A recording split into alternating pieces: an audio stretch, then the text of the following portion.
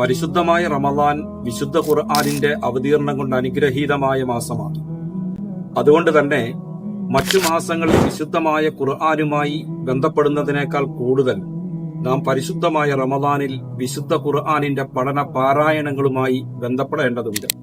നമ്മുടെ പൂർവ്വസൂരികളായ മഹത്തുക്കൾ പരിശുദ്ധ റമദാനായി കഴിഞ്ഞാൽ അവരെല്ലാ ജോലികളും മാറ്റിവെച്ച് പരിശുദ്ധ ഖുർആനിന്റെ പാരായണവുമായി ഇഴുകിച്ചേരുമായിരുന്നുവെന്ന് ചരിത്രത്തിൽ നമുക്ക് കാണാൻ സാധിക്കും.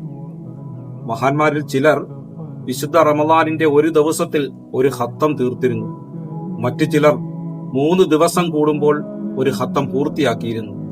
മറ്റു ചിലരാകട്ടെ ഒരാഴ്ചയിൽ വിശുദ്ധ ഖുർആൻ ആദ്യാവസാനം ഓതി പൂർത്തീകരിച്ചിരുന്നു. പരിശുദ്ധമായ റമദാനിലുള്ള വിശുദ്ധ ഖുർആനിന്റെ പാരായണത്തിന് വലിയ പ്രതിഫലമാണ്. നമുക്ക് മഹാന്മാരായ ആളുകൾ പറയുന്നുണ്ട്, തസ്ബീഹത്തുൻ ഫി റമദാൻ അഫ്ളലു മിൻ അൽഫി തസ്ബീഹത്തിൻ ഫി ഗൈരി. മറ്റു മാസങ്ങളിൽ സുബ്ഹാനല്ലാഹ് എന്ന് 1000 പ്രാവശ്യം പറയുന്നതിനേക്കാൾ പ്രതിഫലാർഹമാണ് വിശുദ്ധമായ റമദാനിന്റെ ഏതെങ്കിലും ഒരു സമയത്ത് സുബ്ഹാനല്ലാഹ് എന്ന് ഒരു തവണ പറയൽ. അപ്പോൾ പരിശുദ്ധമായ ഖുർആൻ ഓതുമ്പോൾ എത്ര വലിയ പ്രതിഫലമായിരിക്കും നമുക്ക് ലഭ്യമാകുക. ബഹുമാനപ്പെട്ട റസൂലുള്ളാഹി സ്വല്ലല്ലാഹു അലൈഹി വസല്ലമ തങ്ങൾ പറഞ്ഞു, വിശുദ്ധ ഖുർആനിൽ നിന്നും ആരെങ്കിലും ഒരു അക്ഷരം പാരായണം ചെയ്താൽ അവന് 10 ഇരട്ടി പ്രതിഫലമുണ്ട്. വലാ അഖൂലു അലിഫ് ലാം മീം. അലിഫ് ലാം മീം എന്നുള്ളത് ഒരു ഹർഫല്ല. പ്രത്യക്ഷത്തിൽ നമുക്ക് കേൾക്കുമ്പോൾ അതൊരു അക്ഷരമായിട്ട് തോന്നിയേക്കാം, എന്നാൽ അതൊരക്ഷരമല്ല. മറിച്ച് അലിഫ് ഒരക്ഷരമാണ്, ലാം മറ്റൊരക്ഷരമാണ്, മീം മറ്റൊരക്ഷരമാണ്.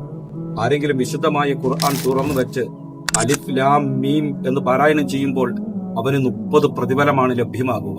അത് പരിശുദ്ധമായ റമദാനിലാണെങ്കിൽ എത്ര വലിയ പ്രതിഫലം കിട്ടുമെന്ന് പ്രിയപ്പെട്ടവരെ നാം ആലോചിക്കുക.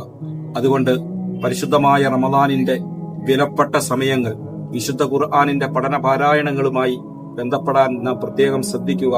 വിശുദ്ധ റമദാൻ അവസാനിക്കുമ്പോഴേക്കും ധാരാളം ഖത്തമുകൾ നാം പൂർത്തീകരിക്കാൻ ശ്രദ്ധിക്കണം.